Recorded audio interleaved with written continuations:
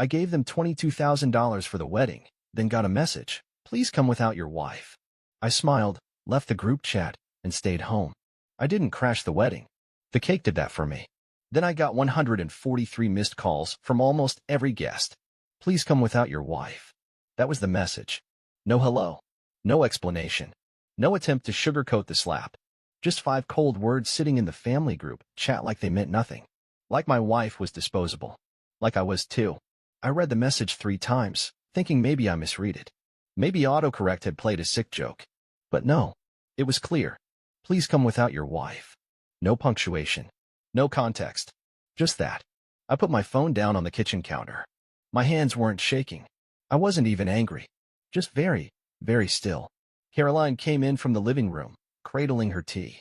You look like someone died. I didn't say anything. Just handed her the phone. She read the message in silence. Her lips tightened. No tears. No drama. Just silence. Well, she said after a moment. They finally said it out loud. I nodded. What are you going to do? I opened the group chat. Layla and Tyler's wedding dream team scrolled all the way down and tapped leave chat. I'm doing exactly what they asked, I said calmly. I'm not bringing you. Her eyes searched my face. You're going without me? No, I said. We're not going. She exhaled and looked away for a second. I knew it would come to this. I just didn't think they'd actually put it in writing. Neither did I. For months, I'd been the wallet with no opinion. Layla cried on FaceTime about how expensive everything was, and of course, everyone looked at me. You've always been the responsible one, Mom said. She's your sister, Dad added. She's never asked for anything before, they all lied. So I paid. The venue. The flowers. The photo booth. The charcuterie wall. Even the cake. Especially the cake. 7 tiers. Custom. Imported icing. The kind of cake that costs more than rent. They took my money with smiles on their faces and then told me my wife wasn't welcome. For what? Because she doesn't laugh at Layla's jokes? Because she doesn't play the fake perfect daughter-in-law game? Because she once asked Tyler, do you even like Layla, or are you just afraid of her? At a dinner party. Yeah, that one probably did it. But Caroline never said a word. She just stood there holding the phone, her jaw clenched, eyes dry. She looked at me. Really looked. I knew you'd pick me, she said. But it still hurts. I nodded. We'll stay home. Then I smiled. But I'm still contributing to the wedding. She raised an eyebrow. You already gave them 22 grand. I did, I said. But there's one item I quietly revised. The wedding happened. Oh, it happened. It was glamorous. Instagram ready. Platinum accents, live quartet, guests dressed in cream and blush tones like it was a Vogue spread. Layla beamed in every photo. Tyler looked appropriately miserable. My parents smiled like they'd raised royalty. Everything was perfect. Until the moment the waiter rolled in the cake. And that's when it started. The calls. 1. Then 3. Then 20. Then 75 missed calls. All in the span of 2 hours. From Mom. From Layla. From Tyler. Even Aunt Martha, who once called me cheap for bringing store-bought wine to Christmas. I didn't pick up. I just sat on the couch, poured myself a drink, clinked it lightly against Caroline's glass, and said, Happy wedding day, Layla. $22,000, I muttered, scrolling through my banking app again. Caroline looked up from her laptop. Still checking. I turned the screen toward her. Just making sure I actually paid for all this delusion. The final invoice from Lasciato Weddings and Events was still sitting in my inbox. $22,480. That didn't include the extra $350 for the emergency peony rescheduling or the veil styling technician Layla had to have because the first one gave off discount energy. I had paid for everything. And the deeper I thought about it, the more furious I got, not because of the money, but because of how easy it was for them to take it. It didn't start with the wedding. No, this started years ago. The moment I got a decent job after college, my parents slid me into the responsible one category, which in our family meant banker, fixer, therapist, mover, accountant, and sometimes babysitter. And Layla? Layla was the sensitive one, which meant manipulator, professional victim, and black belt in crocodile tears. You're the stable one, Mom always said, like it was a compliment. Layla's not built like you, Dad added. She's more emotional. Right. Emotional. Like the time she crashed her car texting and driving, then blamed the sun glare, and I paid for the deductible. Or when she got fired for creative differences, and I helped her through the rough patch, meaning I covered her rent for 4 months. Or when she decided she wanted to start her own business, which meant I built her Etsy page and bought her overpriced, hand-glued wine glasses for inventory. Every time she failed, I was the safety net. And every time I helped, she failed harder. And Caroline? She saw it from day one. They don't respect you, she told me one night, after Layla had sent me a Venmo request labeled, just a little emergency. She's family, I said. It's not a big deal. Caroline looked at me like I'd grown a second head. It's not a big deal this time. It's never a big deal until you wake up and realize you're broke and alone. She wasn't wrong, but she was patient. God, she was patient. She smiled through every dinner where my mother made passive-aggressive comments about her outfit. She endured Layla's fake smile insults like, "You're so lucky he doesn't care about status," or, "It's cute how low-key you are." She held my hand under the table while Dad made another speech about how we all need to be there for Layla during this transition in her life. Caroline never once lashed out, never caused a scene, never gave them what they wanted because they wanted her to lose it, to give them a reason to hate her publicly. But she didn't. So they got more creative. When the wedding planning started, I was accidentally left out of most conversations. Layla always sent messages like, "Oh, sorry. We figured you were busy with work, so we just made a few quick decisions. Quick decisions that cost me thousands. We decided on the champagne fountain. We locked in the fire dancers for the after-party. We're doing a 7-tier cake with gold leaf and imported orchids. And who signed the checks? Right. Me. But there was one moment, the moment, when I snapped. Not out loud. Quietly. Dead silent.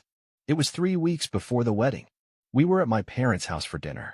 Caroline and I arrived with a bottle of wine and a small gift for Layla, a hand-embroidered silk robe from a boutique she loved. A peace offering, maybe. A gesture. Layla opened it and forced a smile. "Oh," she said, ice cold. "Thanks. I already have 2 of these. But okay." Then she leaned over and muttered, "At least you're good for something, I guess." Caroline heard it. I felt her freeze next to me. Her fingers curled slightly around her wine glass, but she didn't say a word. I did. I stood up. Everyone went silent. "Excuse me," I said, placing my napkin on the table. "Where are you going?" Mom asked. "Out," I said. "For air." I left through the front door and sat in the car for an hour. That night, I couldn't sleep. I sat in my office, lights off, scrolling through receipts, invoices, screenshots. And then I opened the cake design file. Layla had emailed it to me directly. "Make sure this is confirmed by Friday. And please, no changes. I want this cake to be timeless. Soft ivory, gold trim, sugar roses, subtle elegance. Think Meghan Markle meets Versailles." I stared at it. Then I picked up the phone, and I called the bakery. The owner remembered me immediately. After all, I paid up front. "Hi," I said calmly. "I need to make a small adjustment." I didn't tell Caroline. Not at first. Not until the night before the wedding, when she caught me smirking into my glass of bourbon. "What did you do?" she asked, suspicious. I raised an eyebrow. "Who says I did anything?" "You only smile like that when you're hiding fire," she said. I laughed softly and kissed her forehead. "Let's just say, tomorrow's dessert will be unforgettable." The ballroom shimmered under soft gold light. Layla's dress glowed under chandeliers like it was stitched from stars. Tyler smiled his dead-eyed smile. Champagne sparkled. Strings played. Phones filmed. It was perfect. Too perfect. And now, ladies and gentlemen, the MC boomed, the moment you've all been waiting for, Layla and Tyler's wedding cake. The crowd erupted in applause. Phones lifted. Guests leaned forward with performative excitement. Layla's eyes widened, her hands clasped like a little girl on Christmas morning. The lights dimmed. Romantic music started playing, some dreamy acoustic cover of Can't Help Falling in Love. Then the fog began. Actual fog. Dry ice hissed from behind the doors as 2 servers in tuxedos wheeled out a massive 3-tiered cake, gold filigree, ivory roses, the initials L and T embossed in sugar pearls. Gasps. Applause. A few ohs. Even Tyler looked impressed. Layla was glowing. The cake rolled to center stage. Spotlights hit it. The MC grinned. "Let's hear it for this masterpiece." Layla took Tyler's hand, stepped forward with her perfect knife, and just as she reached for the first cut, crack. The middle tier of the cake split. Boom. The top collapsed sideways. And then, pop. From inside the cake exploded a figure. A clown. Not just any clown. A clown in a wedding dress. Full veil. Red nose. White gloves. Lipstick smeared into a smile too wide. On her chest, a laminated sign. Miss Perfect. The room went silent. Then, boing, two plastic yellow chickens on springs launched from either side of the cake, flapping in midair like rubber nightmares. The clown stood tall, arms wide like she was on Broadway, then bowed deep. Then released a burst of white feathers into the air from her bouquet. A cake bouquet with a pink ribbon that read, Bridezilla Special. Layla's mouth hung open like a broken hinge. The clown took a mic from somewhere deep in the cake. Of course she had a mic. And spoke in the sweetest voice imaginable.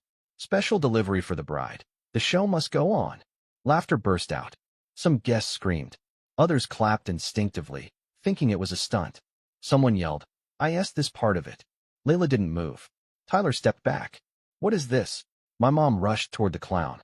Get out of here. This is a wedding, not a circus. The clown waved cheerfully. Oh, honey, this is the circus. You're just late to the tent. Then she turned to Layla, bowed again, and whispered, loud enough for the front row to hear. You ordered perfection. We brought the reflection. Layla broke. Screamed. Get her out of here. This isn't funny. Who did this? But the clown had already started moonwalking toward the exit. As she reached the back, she turned, winked at the nearest phone camera, and said with a giant grin, Bye, Layla. You're the star now. Then vanished through the fog. And somewhere, on the internet, a hashtag was born. Hashtag clown cake. Trending by midnight. I didn't even have to turn on the news. Caroline showed me everything from the guest's live stream. The moment the clown popped out, Caroline nearly choked on her wine. When the chickens flew, she fell off the couch. And when the feathers hit the ceiling, she wiped a tear and whispered, You're an absolute artist. I raised my glass and toasted the screen. Happy wedding day, Layla. The day after the wedding was silent. Too silent. I woke up to the light hitting my face just right and the aroma of coffee drifting in from the kitchen. For a moment, it felt like any other Sunday. Until I checked my phone. 143 missed calls. Group chats renamed to things like, This isn't funny. You went too far. You're dead to us. There were voicemails from my mom. From Layla. From relatives I hadn't heard from in years. And then, there were the texts. How could you do this to your own sister? That cruel prank of yours wrecked everything. You humiliated our entire family. Mom's crying. Layla's not eating. Hope you're happy now, clown boy. I scrolled, sipping my coffee. Caroline walked in, robe tied loose, still half asleep. Anything fun this morning? I handed her the phone. She read 3 texts, then passed it back. Wow, she said. You really broke them. That afternoon, there was a knock on our door. Not timid. Not polite. Aggressive. I opened it to find my mother standing there, wearing sunglasses like a celebrity trying to avoid paparazzi, and behind her, my dad, who looked like he hadn't slept. I said nothing. We need to talk, she snapped, pushing past me into the house. Dad followed, sighing deeply like he already regretted everything. Caroline stayed in the kitchen. She knew better than to get involved. My mom stood in the middle of the living room, turned to me, and hissed. You ruined your sister's wedding. She ruined my marriage first, I said evenly, and tried to pretend it didn't count. Don't be dramatic, she scoffed. It was just one message. One message that said, don't bring your wife. Silence. You humiliated her in front of 200 people. There was a clown. Yes, I said. There was. She hasn't left her room in 24 hours, Dad added, as if that meant anything to me. She might be traumatized, Mom said. There are videos of it everywhere. Oh, I've seen them, I said. People seem to really enjoy the chicken launch. Mom's eyes narrowed. You think this is funny? I think it's poetic. She lost it. You're a bitter, resentful little boy who can't stand seeing his sister happy. I stood. And you're a mother who trained her daughter to believe that love means control, and that money means silence. Dad stepped forward. That's enough. No, I said. We're just getting started. They tried to cut me off, but I kept going. All my life, I've paid. Quietly. Because that's what you raised me to do. Shut up and be useful. I watched Layla tear down everything I cared about, and you said nothing. You just smiled and called it family. My voice was steady, ice cold. Now it's my turn to smile. Mom looked like she might scream. Instead, she turned on her heel. You're no longer part of this family. She stormed out. Dad hesitated. Looked at me. I didn't know about the message, he said quietly. But you didn't stop it either, I replied. He nodded once and followed her out. Door closed. Silence again. By Monday, the wedding clown video had 2.3 million views on TikTok. By Tuesday, there were remixes. By Wednesday, BuzzFeed ran a piece. Bride gets clowned at own wedding, literally. Layla disabled all her accounts. Tyler moved out of the honeymoon suite early. Some said he went to stay with his cousin. Others claimed he left the city entirely. I didn't care. I was finally sleeping again. The twist came on Friday. I was out running errands when Caroline called me. "Babe," she said, voice low. "You need to come home. Now." I rushed back. She was in the kitchen, holding a manila envelope. This came, hand-delivered. No return address. I opened it. Inside was a single piece of paper, printed in bold. "You thought you were the only one she used." Attached with a paperclip, a USB drive. I plugged it into my laptop. It contained one folder. Inside, screenshots, bank transfers, text messages, audio recordings, all between Layla and our cousin Jordan. Turns out, my clown cake was not the only performance she starred in. She had 2 weddings planned. Mine, the public one. Jordan, the secret. He'd been funding her second life for nearly 6 months. Their last conversation? The night before the wedding. "Layla, don't worry, baby. This is just optics. I just need that ring for the prenup. Once I've got that, it's over." "Jordan, you swear?" "Layla, you think I'd ever love someone like Tyler?" I sat back in the chair. Caroline stared at the screen, then looked at me. "Do we send this to Tyler?" I didn't answer at first. Then I smiled. "No," I said. "We deliver it." With a bow. I didn't sleep that night. Not because I was anxious. Not because I felt guilty. But because I had never felt so awake. I sat at my desk, the USB drive still plugged into the laptop, the folder of screenshots and text logs open in front of me. The words echoed in my head like a war drum. "You thought you were the only one she used?" Layla. Of course it was Layla. If anyone could cheat on the truth itself, it was her. She didn't just take my money. She took his. Jordan, our cousin. Another fool with a savior complex and a bank account just big enough to fund Layla's alternate wedding. The messages made it clear. She'd played him for months. Told him the public ceremony was optics. Told him she was just going through the motions, and promised she'd end it after she got the ring and prenup. She married Tyler, but she loved his money and ruined things with Jordan. The sun was rising when I got up. I made coffee, toasted a bagel. Caroline came down the stairs in an oversized t-shirt and gave me a sleepy kiss on the cheek. "You look terrifyingly calm," she said. "I feel fantastic. You're glowing."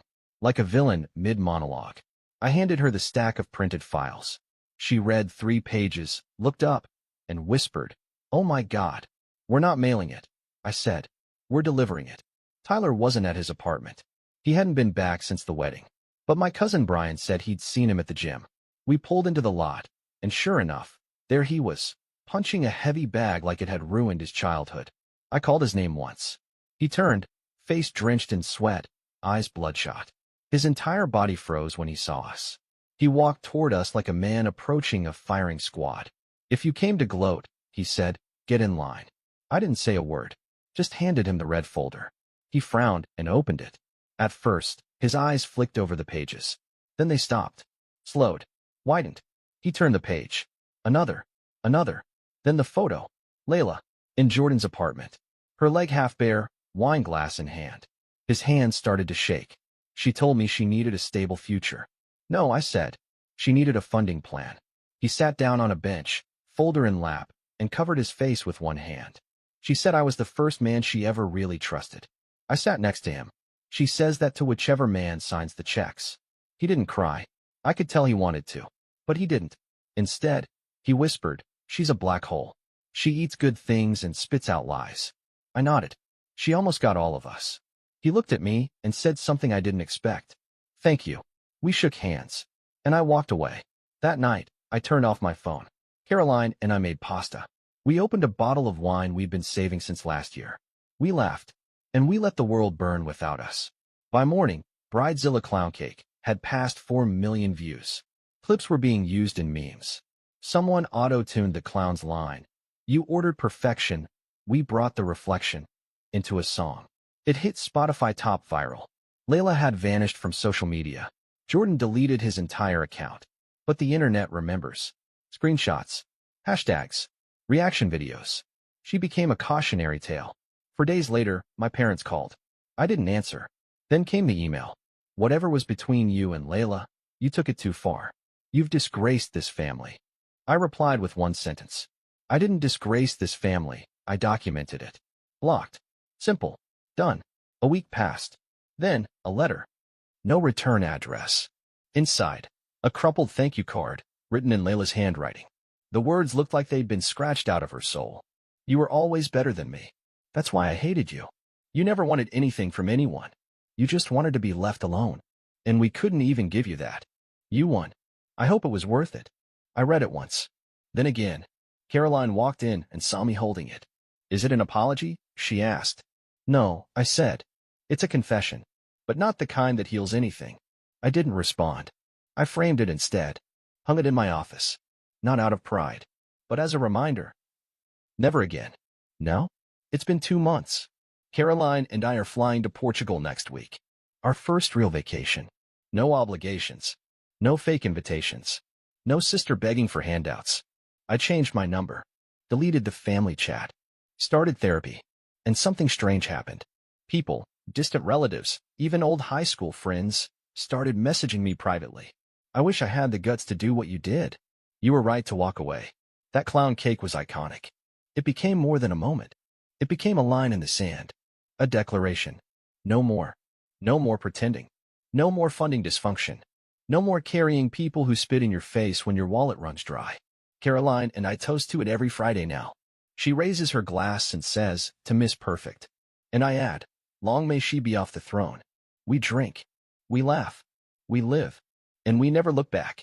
Asterisk. After listening to today's story, perhaps it has raised some new questions in your mind, or maybe it has brought back some old memories.